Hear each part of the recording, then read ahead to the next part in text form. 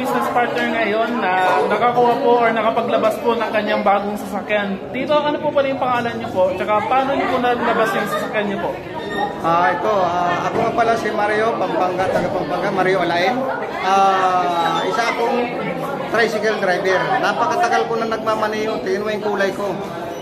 Kulay na talagang sa pagmamaniho dahil napakainit at doon sa pagmamaniho.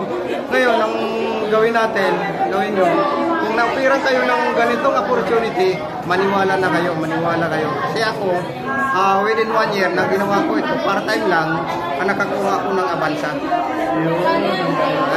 Nakakuha ko ng Avanza dahil naniwala na ako sa sinasabi sa akin na ang IAM, ito yung magbabago ng buhay ko. Kung pinaniwalaan ko yun, sumunod ako doon sa nag-invite sa akin, ito, nakakuha na ako. Totoo nga na may pera dito. At pangalawa, magbabago yung pamumuhay.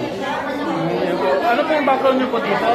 Ang background ko, hindi ako nakapag-aaral. Makakala mo, challenge kita. Ikaw, nakapag-aaral ka. Nakapag-grade 1 ka, nakapag-grade 2 hanggang grade 6. Ako, kahit grade 1, prep, hindi ako nakapag-prep. Pero nakagawa ko ito. Nagawa ko ang IAM.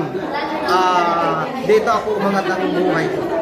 Ayan po, thank you po, Tito Mario.